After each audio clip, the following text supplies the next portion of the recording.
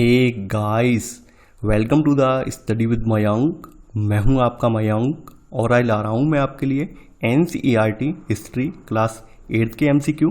आज इसी क्रम में आपका यहां पर अध्याय 8वां है। यहां पर हम देसी जनता को सभ्य बनाना, राष्ट्र को शिक्षित करना, इस अध्याय से संबंधित प्रश्नों को देखेंगे। तो चलिए स्टार्ट करते हैं आज का वीडियो। देखते हैं हमें क्या क्या डिस्कस करना है यहाँ पर।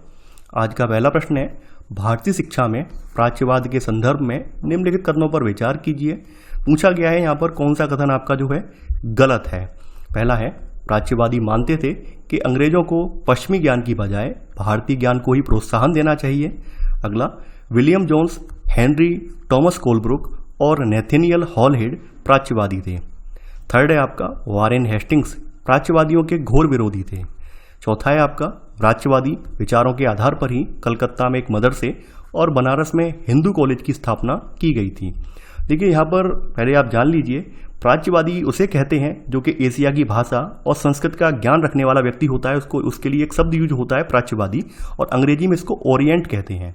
तो ये ध्यान रखना है, प्राच्यवाद का मतलब होता है ऐसा व्यक्ति जिसको एशिया की भाषा आती है और संस्कृत का वो जानकार है।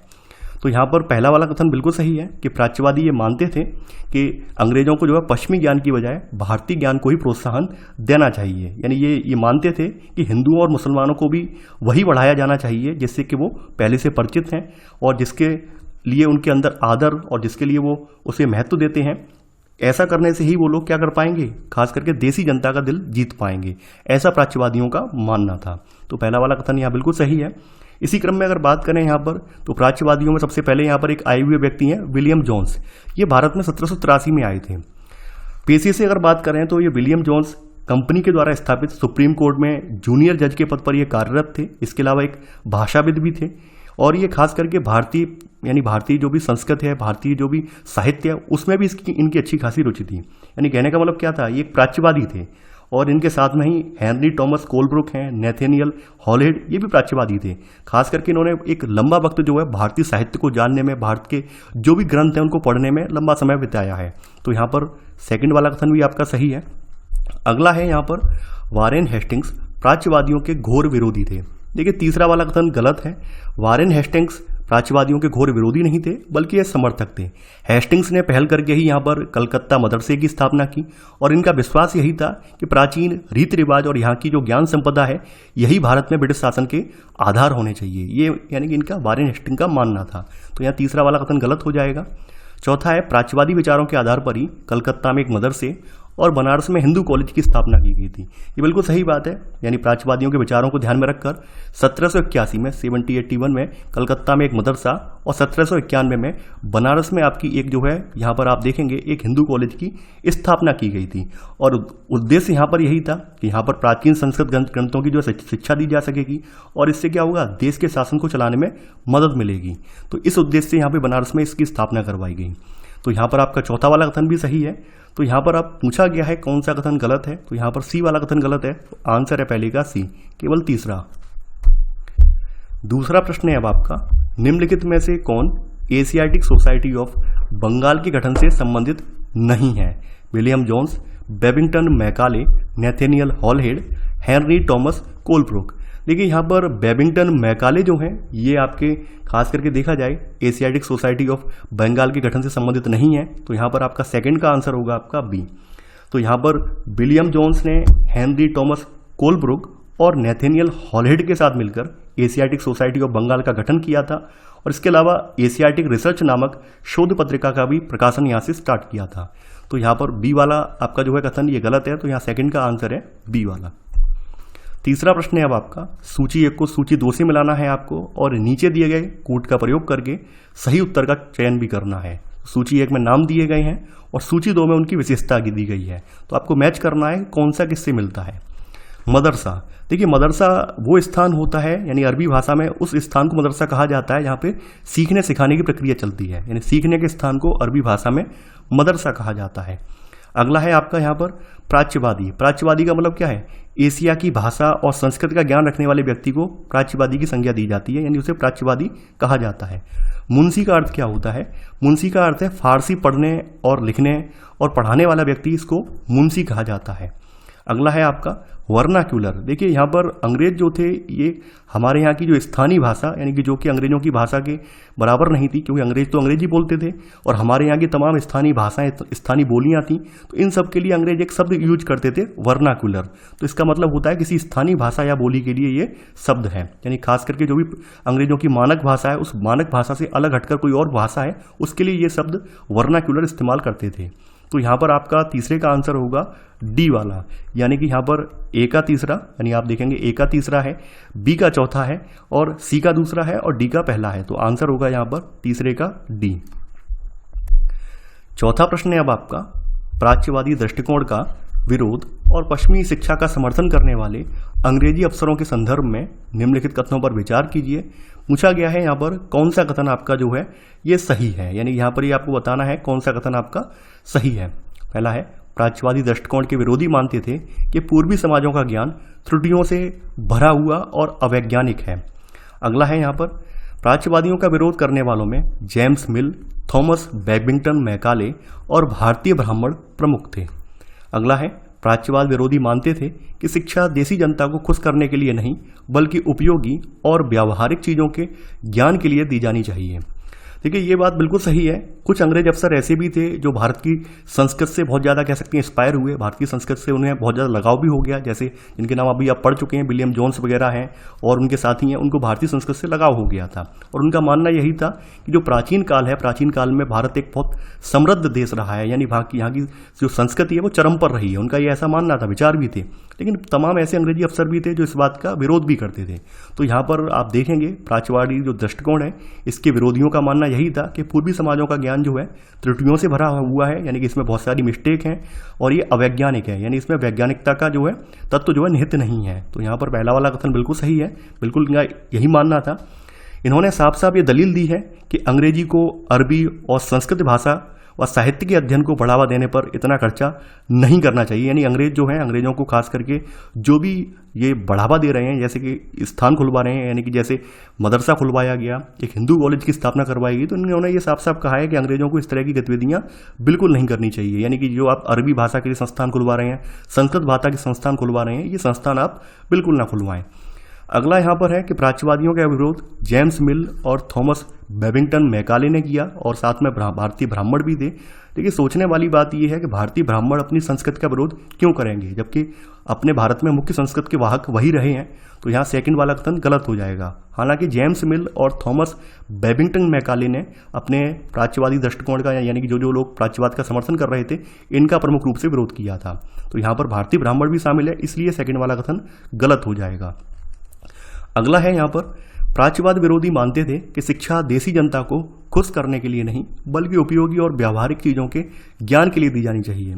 देखिए यहाँ पर साफ साफ इनका यही मानना था कि भाई जनता को हमें खुश नहीं करना है बल्कि उन्हें उपयोगी बनाना है, व्यावहारिक चीज़ों के ज्ञान के लिए उन्हें शिक्षा देनी है। इनका देखिए इनका कहीं ना कहीं ऐसा मानना था कि जनता को अगर पश्चिमी ज्ञान से अवगत करवाया जाएगा तो एक ऐसा समाज का वर्ग तैयार होगा जो रंग से तो भारतीय होगा लेकिन विचारों से पूरी तरह से यूरोपियों का समर्थक। तो इस वजह से ये कहीं ना कहीं प्राच्यवादी दृष्टिकोण के विरोधी थे। तो यहाँ पर आपका तीसरा वाला कथन आपका बिल्कुल सही है, केवल पहला और तीसरा कथन यहाँ सही है, यानी यहाँ पर आपका चौथे प्रश्न का केवल 1 और 3 कथन सही है, सेकंड वाला गलत है।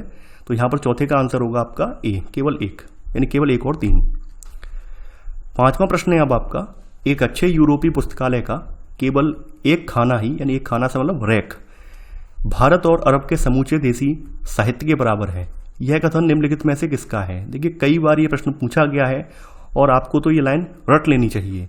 ये जो कथन है ये बैबिंगटन मैकाले की है। मैकाले का ये मानना था कि भारतीय जो भी साहित्य है वो अवैज्ञानिक है, त्रुटियों से भरा पड़ा है और भारतीय साहित्य में कुछ वैज्ञानिकता का तत्व है ही नहीं बिल्कुल। तो इन्होंने ये कथन जारी किया है कि एक अच्छे यूरोपीय पुस्तकालय का केवल एक रैक का मतलब आप जानते होंगे जो अलमारी होती है, तो अलमारी के अंदर जो खाना होता है वो बताया गया है, तो उसमें जो भी रखा हुआ साहित्य है वो भारत और अरब के समूचे देसी साहित्य के बराबर है। इन्होंने तुलना की है, यानी भारतीय साहित्य को बहुत ही ज़्यादा कमतर या बहुत ही ज़्यादा नीचा समझा है इन्होंने। तो ये कथन आपका थॉमस बैबिंगटन मैकाले का है। तो यहाँ पांचवें का आंसर होगा आपका सी वाला। छठवां प्रश्न है अब आपका, मैकाले के भारतीय शिक्षा के प्रति रवैये के संदर्भ में निम्नलिखित कथनों पर विचार कीजिए। यहाँ पर पूछा गया है कौन सा कथन आपका जो है सही नहीं है। पहला है, मैकाले ने अंग्रेजी भाषा सिखाने की जरूरत पर जोड़ दिया। अगला है, मैकाले का मानना था कि अंग्रेजी के ज्ञान से भारतीयों को दुनिया की श्रेष्ठतम साहित्यिक कृतियों को पढ़ने का मौका मिलेगा। यहाँ के लोग पश्चिमी विज्ञान और दर्शन क्षेत्र में हुए विकास से अवगत हो पाएंगे।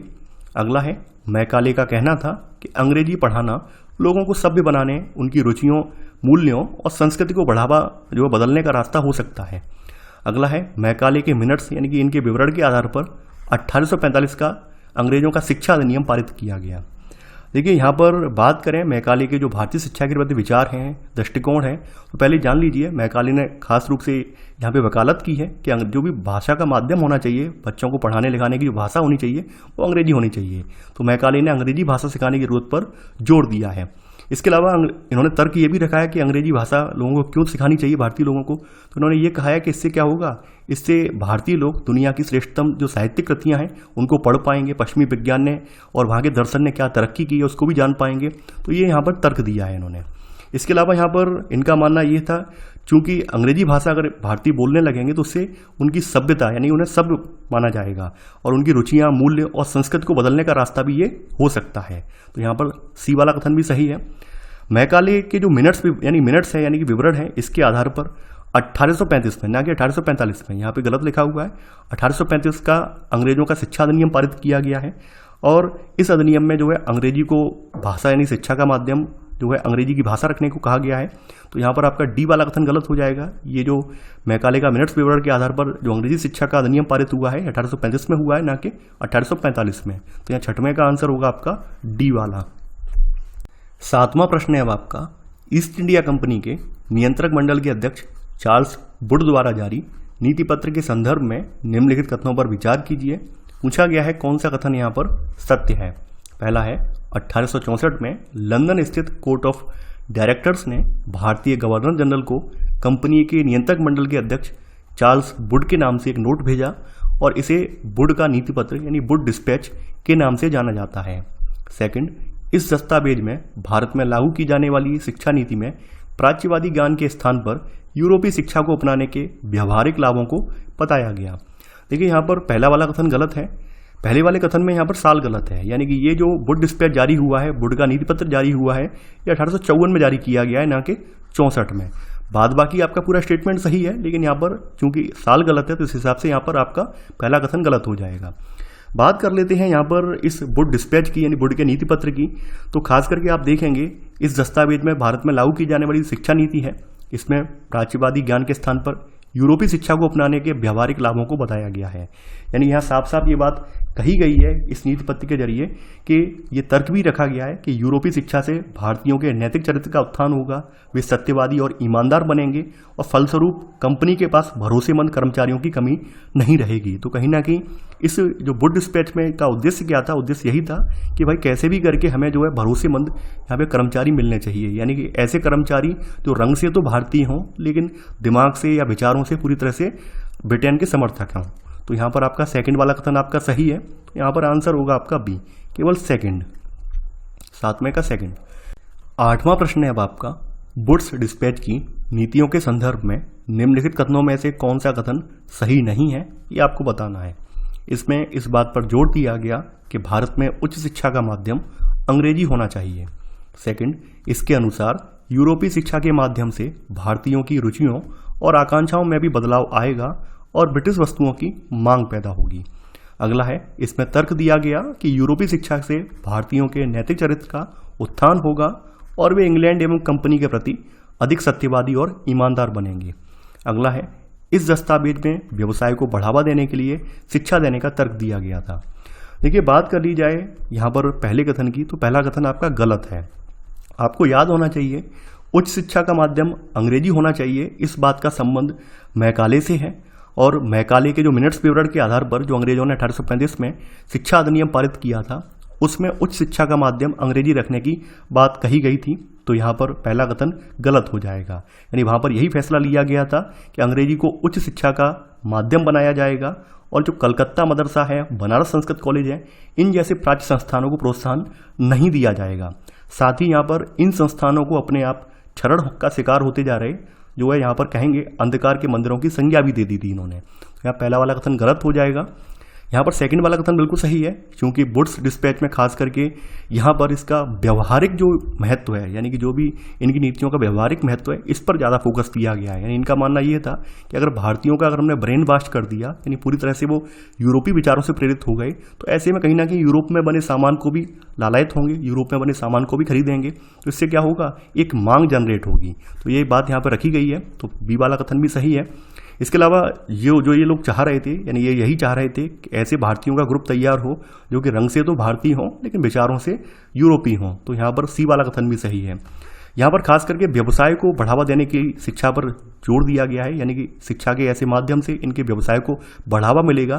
तो ये बात जानते थे, तो इसलिए इन्होंने इस बात पर विशेष जोर दिया है। इस दस्तावेज में व्यवसाय को बढ़ावा देने के लिए शिक्षा देने का तर्क दिया गया था। या 8वें का केवल पहला वाला कथन गलत है, तो आंसर है केवल 1।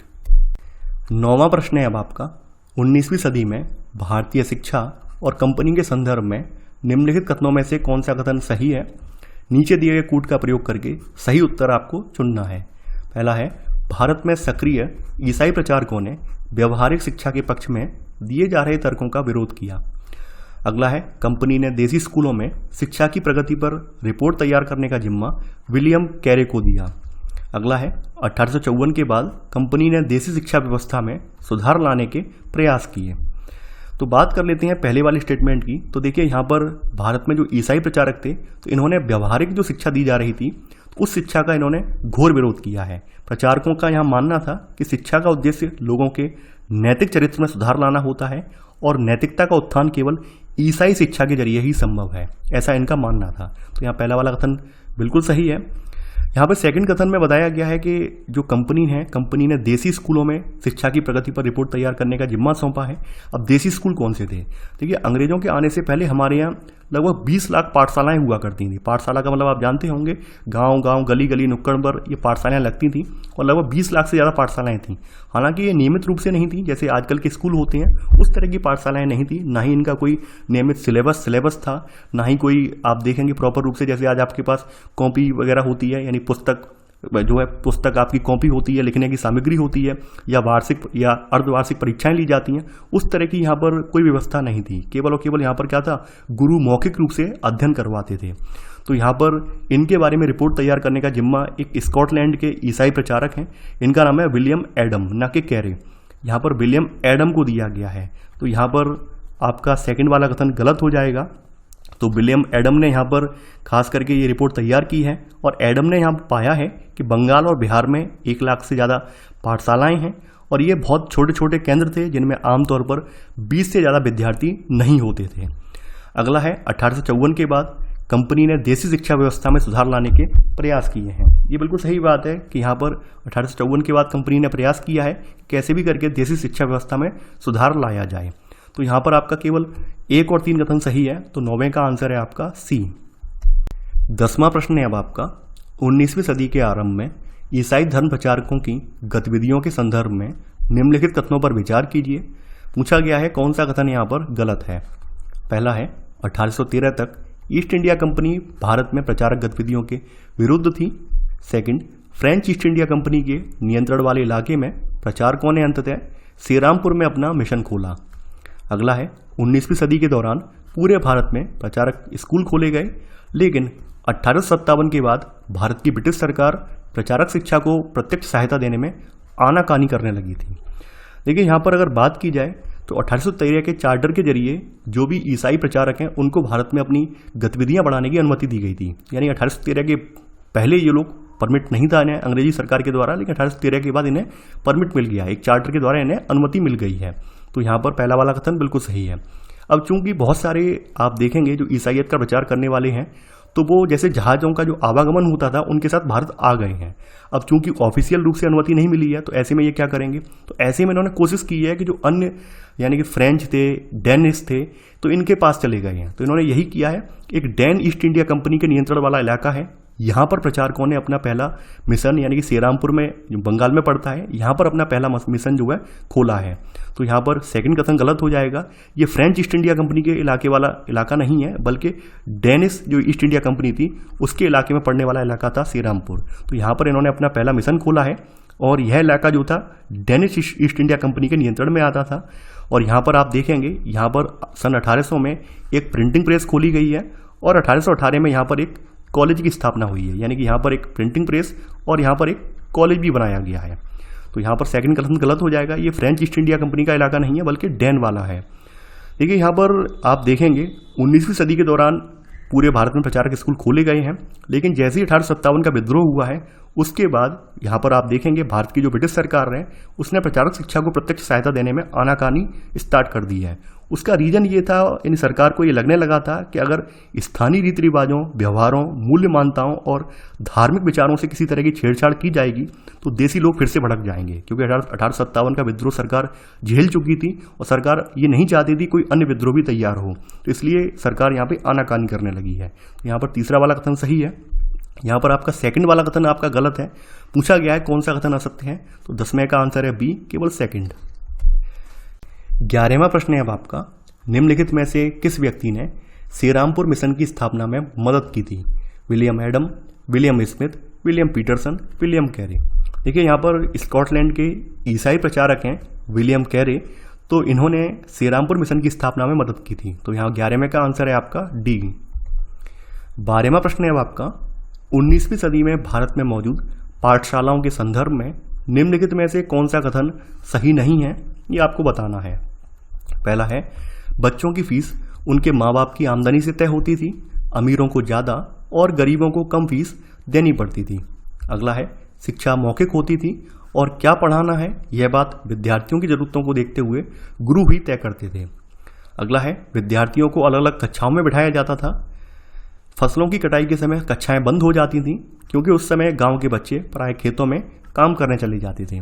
देखिए यहाँ पर आप देखेंगे कि यहाँ पर ना तो बच्चों की कोई प्रॉपर रूप से फीस निश्चित होती थी, ना ही इनकी कोई प्रिंटेड किताबें हुआ करती थी, ना ही कोई पाठशाला की इमारत होती थी, ना ही कोई बेंच कुर्सियाँ, कुछ भी नहीं होता था, ना ही ब्लैक बोर्ड होता था, ना ही अटेंडेंस लेने के लिए कोई रजिस्टर वगैरह कुछ भी नहीं होता था, ना ही कोई वार्षिक कोई इम्तिहान लिए जाते थे, यानी कुछ भी नहीं होता था। यहाँ पर हमें देखने को मिलता है कि जो बच्चों की फीस है, खास करके उनके माँ बाप की हैसियत है, यानी उनकी आर्थिक स्थिति है, वो देख के तय की जाती थी। यानी अरे अमीर बच्चा है, अमीर परिवार से आने वाला बच्चा है, उससे ज़्यादा पैसा लिया जाएगा, गरीब का बच्चा है उसको कम फीस देनी पड़ती थी। तो यहाँ ए वाला कथन बिल्कुल सही है। इसके अलावा यहाँ पे शिक्षा का माध्यम मौखिक हुआ करता था। यहाँ पे यानी गुरु खुद डिसाइड करते थे कि बच्चा किस स्तर का है और उसे किस स्तर की शिक्षा देनी चाहिए। इसके अलावा यहाँ पर विद्यार्थियों को अलग नहीं बिठाया जाता था, यानी आप देखेंगे यहाँ पर किसी प्रकार से विद्यार्थियों को अलग नहीं बिठाया जाता था, सभी एक जगह एक साथ बैठते थे। अलग अलग स्तर के जो विद्यार्थी हैं, इन विद्यार्थियों के साथ गुरु अलग से बात कर लेते थे, यहाँ पर ये देखने को मिलता है। इसके अलावा हम ये देखते हैं कि फसलों की कटाई के समय यहाँ पर ये जो पाठशालाएं हैं वो बंद हो जाया करती थी, क्योंकि ज़्यादातर मजदूर यानी ज़्यादातर यहाँ पे बच्चे वगैरह जो थे वो खास करके मजदूर काश्तकारों के बच्चे थे, तो फसल कटाई के समय ये बच्चे अपने माता पिता की हेल्प करने के लिए चले जाया करते थे, तो इस वजह से ये बंद हो जाया करती थी। तो यहाँ पर आपका सी वाला कथन गलत है, तो यहाँ 12वें का आंसर है सी। 13वां प्रश्न है अब आपका, 1854 के बाद कंपनी ने देसी शिक्षा व्यवस्था में सुधार लाने के लिए किए प्रयास के संदर्भ में निम्नलिखित कथनों पर विचार कीजिए। पूछा गया है कौन सा कथन यहाँ पर गलत है, यानी असत्य है। पहला है, कंपनी ने बहुत सारे मौलवियों को सरकारी नौकरी पर रख लिया, इनमें से प्रत्येक मौलवी को 4-5 स्कूलों की देखरेख का जिम्मा सौंपा जाता था। अगला है, अब अध्यापन पाठ्य पुस्तकों पर आधारित होगा और विद्यार्थियों की प्रगति को मापने के लिए वार्षिक परीक्षाओं की रूपरेखा तैयार की जाने लगी। अगला है, विद्यार्थियों के लिए निःशुल्क शिक्षा की व्यवस्था की गई, साथ ही नियमित रूप से कक्षा में आने और अनुशासन के नियमों का पालन करने को कहा। देखिए बात की जाए यहाँ पर शिक्षा में सुधार की, तो 1854 के बाद अंग्रेजों का ध्यान इसकी ओर गया है। तो सबसे पहले तो कंपनी ने बहुत सारे मौलवियों को नहीं बल्कि बहुत सारे पंडितों को इसके लिए रखा है। तो यहाँ पर आपका पहला वाला कथन गलत हो जाएगा, यानी कंपनी ने क्या किया है, कंपनी ने बहुत सारे पंडितों को सरकारी नौकरी पर रख लिया है और इनमें से प्रत्येक पंडित को 4 से 5 स्कूलों की देखरेख का जिम्मा सौंपा जाता था। पंडितों का काम यहाँ पर क्या था, पाठशालाओं का दौरा करना था और वहाँ अध्यापन की स्थितियों में सुधार लाना था। तो यहाँ पर पहला वाला कथन गलत हो जाएगा। अब देखिए यहाँ पर अध्यापन अब जो है वो पाठ्य पुस्तकों पर आधारित होगा, विद्यार्थियों की प्रगति को मापने के लिए वार्षिक परीक्षाओं की रूपरेखा भी तैयार की जाने लगी थी। तो यहाँ पर सेकंड वाला कथन सही है, यानी प्रत्येक गुरु को ये निर्देश दिया गया था कि वे समय समय पर अपने स्कूल के बारे में रिपोर्ट भेजेंगे और कक्षाओं को नियमित समय सारणी के अनुसार पढ़ाएंगे। इसके अलावा यहाँ पर आप देखेंगे, देखिए शिक्षा व्यवस्था निःशुल्क नहीं थी। तीसरा वाला कथन गलत है। तीसरे वाले कथन में लिखा हुआ है कि विद्यार्थियों के लिए निःशुल्क शिक्षा की व्यवस्था की गई थी। नहीं, यहाँ पर विद्यार्थियों से कहा गया कि वे नियमित रूप से अब शुल्क देंगे, नियमित रूप से कक्षा में आएंगे, तय सीट पर बैठेंगे और अनुशासन के नियमों का पालन करेंगे। तो यहाँ पर तीसरा वाला कथन भी गलत हो जाएगा। यहाँ पर पहला और तीसरा कथन गलत है, तो आंसर है आपका ए, केवल 1 और 3। 14वां प्रश्न है अब आपका, 19वीं सदी में भारतीय विचारकों और शिक्षा के संदर्भ में निम्नलिखित कथनों पर विचार कीजिए। पूछा गया है कौन सा कथन यहाँ पर सही है। महात्मा गांधी पश्चिमी शिक्षा के विरुद्ध थे, परंतु रविन्द्रनाथ टैगोर ने पश्चिमी शिक्षा का पूर्णतः समर्थन किया। महात्मा गांधी ने भारतीय शिक्षा को बढ़ावा देने के लिए शांति निकेतन नामक संस्था की शुरुआत की। देखिए यहाँ पर बात की जाए तो महात्मा गांधी और रविन्द्रनाथ टैगोर दोनों ही पश्चिमी शिक्षा के विरुद्ध थे, लेकिन दोनों के बीच की जो सोच है उसमें फर्क था। गांधी जी जो है पश्चिमी सभ्यता और मशीन या फिर जो प्रौद्योगिकी है इन सब के कट्टर आलोचक थे। वहीं टैगोर जो थे वो आधुनिक पश्चिमी सभ्यता और भारतीय परंपरा के श्रेष्ठ तत्वों का सम्मिश्रण चाहते थे। ये अंतर था दोनों की सोच में।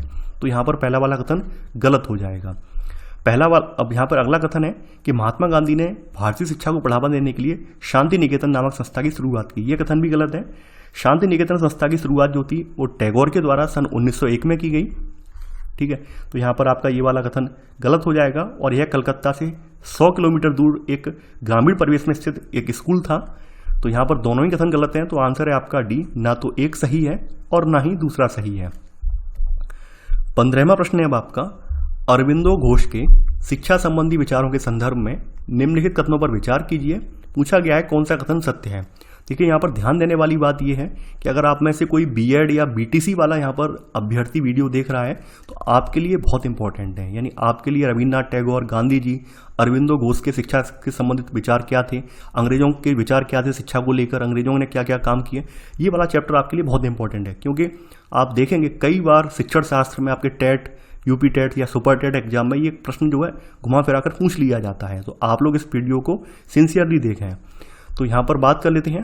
पहला कथन है, अरविंदो घोष के अनुसार राष्ट्रीय शिक्षा का लक्ष्य छात्रों में राष्ट्रीयता का भाव जागृत करना है। सेकंड, इन्होंने शिक्षा को मातृभाषा में देने का आह्वान किया। अगला है, अरविंदो आधुनिक वैज्ञानिक आविष्कारों तथा लोकप्रिय शासन व्यवस्था के संदर्भ में पश्चिमी देशों के अनुभव को शिक्षा में शामिल करने के पक्ष में नहीं थे। अगला है, उन्होंने छात्रों को हस्तकला कौशल देने की बात कही ताकि वे स्कूल छोड़ने पर यथासंभव रोजगार पा सकें। देखिए यहाँ पर जो अरविंदो घोष हैं, तो अरविंदो घोष ने एक अपना भाषण दिया था 15 जनवरी 1908 को। तो 1908 के भाषण में इन्होंने जो शिक्षा है, शिक्षा के ऊपर, राष्ट्रीय शिक्षा के ऊपर बोलते हुए कहा है कि इसका लक्ष्य जो होना चाहिए वो छात्रों में राष्ट्रीयता का भाव जागृत करना इसका लक्ष्य होना चाहिए। तो पहला वाला कथन यहाँ पर बिल्कुल सही है। खास करके यहाँ पर आप देखेंगे कि इन्होंने जो शिक्षा को मातृभाषा में होना चाहिए ताकि अधिक से अधिक लोगों तक ये पहुँच सके, तो इन्होंने इस बात की पैरवी की है। तो सेकंड वाला कथन सही है। अगला है, देखिए अरविंदो ने यहाँ पर इस बात पर भी बल दिया है कि यद्यपि छात्रों को अपने मूल के साथ जुड़े रहना चाहिए, यानी मूल संस्कृति है इसके साथ जुड़े रहना चाहिए, फिर भी उनको आधुनिक वैज्ञानिक आविष्कारों और लोकप्रिय शासन व्यवस्था के संदर्भ में पश्चिमी देशों का जो अनुभव है इसका भी भरपूर लाभ उठाना चाहिए। यानी कि ये पश्चिमी ज्ञान और पश्चिमी जो आविष्कार हैं इनके ज्ञान के विरोध में नहीं थे, इसके पक्ष में थे। तीसरा वाला कथन गलत हो जाएगा। इसके अलावा सबसे इंपॉर्टेंट बात क्या है, इन्होंने छात्रों को हस्तकला कौशल देने की बात कही है ताकि वे स्कूल छोड़ने पर यथासंभव रोजगार पा सकें। तो यहाँ पर आपका 1, 2 और 4 कथन सही है। तो यहाँ पर पूछा गया है कौन सा कथन आपका गलत है। देखिए ये कथन आपका जो है ये वाला है 15 का बी वाला कथन है, ये वाला कथन है, यहाँ पर मिस्टेक हो गई है। तो यहाँ पर 15वें का आंसर होगा बी, केवल 1, 2 और 4। 16वां प्रश्न है अब आपका, महात्मा गांधी के शिक्षा संबंधी विचारों के संदर्भ में निम्नलिखित कथनों पर विचार कीजिए। पूछा गया है कौन सा कथन यहाँ पर असत्य है। पहला है, महात्मा गांधी का कहना था कि औपनिवेशिक शिक्षा ने भारतीयों के मस्तिष्क में हीनता का बोध पैदा कर दिया है। सेकंड, उनके मुताबिक पश्चिम से अभिभूत, पश्चिम से आने वाली हर चीज़ की प्रशंसा करने वाले इन संस्थानों में पढ़ने वाले भारतीय ब्रिटिश शासन को नापसंद करने लगे थे। अगला है, महात्मा गांधी की दृढ़ मान्यता थी कि शिक्षा में भारतीय भाषाओं के साथ अंग्रेजी भी सिखानी चाहिए। अगला है, गांधी का तर्क था कि शिक्षा से व्यक्ति का दिमाग और आत्मा विकसित होनी चाहिए। देखिए यहाँ पर पहला वाला कथन बिल्कुल सही है। महात्मा गांधी का मानना यही था कि भाई जो औपनिवेशिक शिक्षा दी जा रही है इसने भारतीयों के मस्तिष्क में हीनता का बोध जो यहाँ पर कह सकते हैं पैदा कर दिया है। और इसके प्रभाव में आकर जो यहाँ के लोग हैं वो पश्चिमी सभ्यता को श्रेष्ठतर मानने लगे हैं और अपनी संस्कृति के प्रति उनका गौरव भाव नष्ट हो गया है। उनके मुताबिक जो लोग पश्चिमी जो भी स्कूल हैं उनमें शिक्षा ग्रहण कर रहे हैं तो उनके अंदर उन्होंने एक खास बात देखी कि वो लोग अब ब्रिटिश शासन को पसंद करने लगे हैं। यहाँ पे लिखा हुआ है नापसंद करने, नापसंद नहीं बल्कि ब्रिटिश शासन को पसंद करने लगे हैं। जो लोग जो पश्चिमी कॉलेज हैं, पश्चिमी ज्ञान दिए जा रहे कॉलेज हैं, उनमें वो अध्ययन करने वाले जो भी भारतीय छात्र हैं, जो भी पश्चिमी कल्चर का अध्ययन कर रहे हैं या पश्चिमी साहित्य का अध्ययन कर रहे हैं, उन्हें खास करके एक जुड़ाव हो गया है, पश्चिमी संस्कृति से जुड़ाव हो गया है और ऐसा जुड़ाव उन्हें अपनी संस्कृति से उन्हें दूर कर रहा है। तो ऐसा गांधी जी का मानना था। तो यहाँ सेकंड वाला कथन गलत है क्योंकि यहाँ नापसंद लिखा हुआ है, बल्कि ये लोग पसंद करने लगे थे।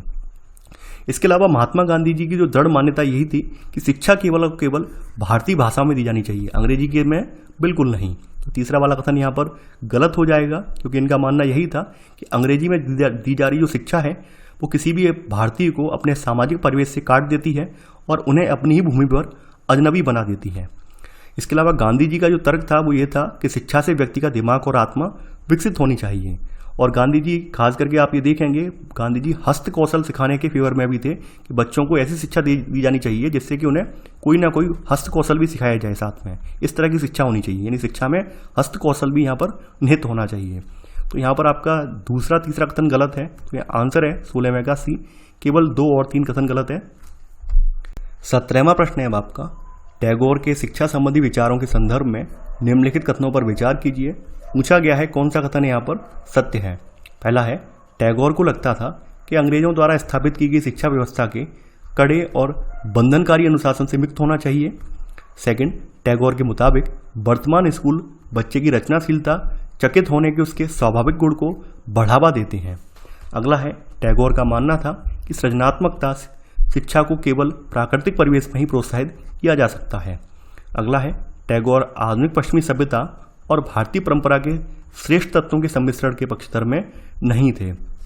देखिए यहाँ पर पहला कथन बिल्कुल सही है।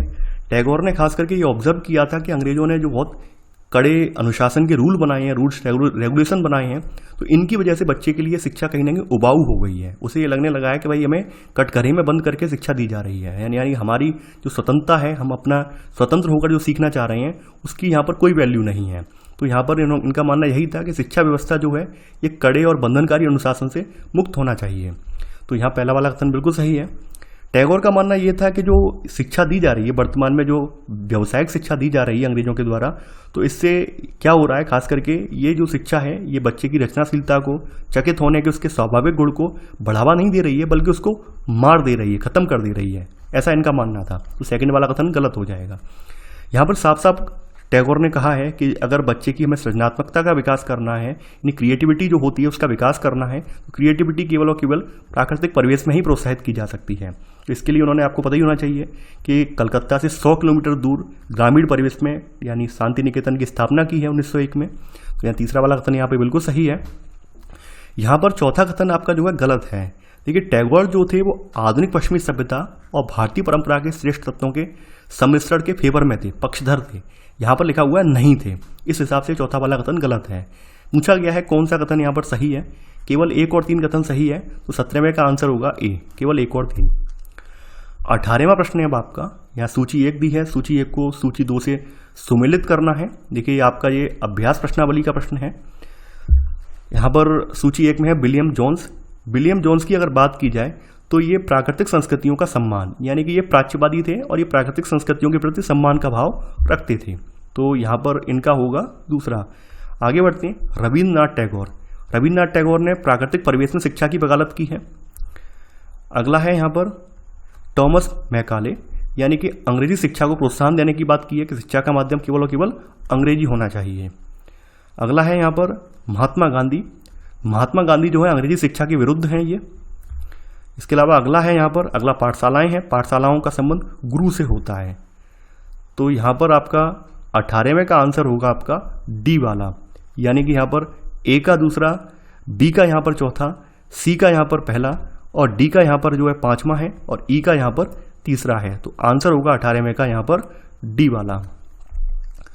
19वां प्रश्न भी आपकी अभ्यास प्रश्नावली से है। यहाँ पर पूछा गया है निम्नलिखित में से सही या गलत बताएं। यहाँ पर आपको सही और गलत बताना है।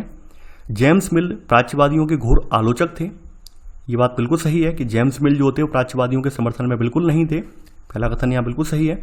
1854 के शिक्षा संबंधी डिस्पैच में इस बात पर जोर दिया गया था कि भारत में उच्च शिक्षा का माध्यम अंग्रेजी होना चाहिए। देखिए सेकंड वाला कथन भी गलत है। मैंने आपको पहले ही बता दिया था कि 1854 के वुड डिस्पैच से पहले ही जो 1835 का आपका शिक्षा अधिनियम बनाया गया था अंग्रेजों के द्वारा, उसमें भारतीय शिक्षा का उच्च शिक्षा का माध्यम अंग्रेजी रखने की बात कह दी गई थी। तो यहाँ पर तो शिक्षा के जो व्यावसायिक पक्ष है उसके व्यावहारिक पक्ष पर ज़्यादा बल दिया गया है, ना कि उच्च शिक्षा के माध्यम पर।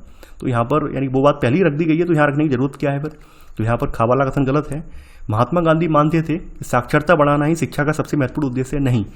महात्मा गांधी साक्षरता बढ़ाना शिक्षा का उद्देश्य नहीं मानते थे, बल्कि जो नैतिक और चारित्रिक प्रकाश है उसको ये ज़्यादा महत्वपूर्ण मानते थे। तो यहाँ पर गा वाला कथन भी गलत है। रविन्द्रनाथ टैगोर को लगता था कि बच्चों पर सख्त अनुशासन होना चाहिए। देखिए रविन्द्रनाथ टैगोर सख्त अनुशासन के फेवर में नहीं थे, बल्कि ये क्या चाहते थे, ये चाहते थे बच्चा जो है प्राकृतिक परिवेश में रहकर स्वयं से सीखे, जहाँ पर उसके ऊपर कड़े बंधनकारी नियम न थोपे जाएं। तो यहाँ पर आपका 19 में का केवल पहला वाला सही है, तो आंसर है यहाँ पर ए। तो ये था हमारा आज का वीडियो। आई होप आपको ये वीडियो पसंद आया होगा। आप लोग इस वीडियो को लाइक शेयर करना बिल्कुल ना भूलें। देखिए हम लोग नया कंटेंट भी स्टार्ट करेंगे। ये कंटेंट भी बस खत्म होने की कगार पर ही है, यानी कि लास्ट ही है ये कंटेंट। आप लोग थोड़ा धैर्य रखें, जल्दी से जल्दी आपको नया कंटेंट भी दिया जाएगा। और जो लोग ये पूछ रहे थे कि इथिक्स का जो मैं करवाऊंगा या नहीं करवाऊंगा, देखिए GS4 पेपर भी मैं कवर करवाऊंगा, थोड़ा सा टाइम मिल जाने दीजिए। तो तब तक आप धैर्य बनाए रखें, चैनल से जुड़े रहें, वीडियो को लाइक शेयर करते रहें। चलिए आज के लिए बस इतना ही। Thanks for watching. जय हिंद।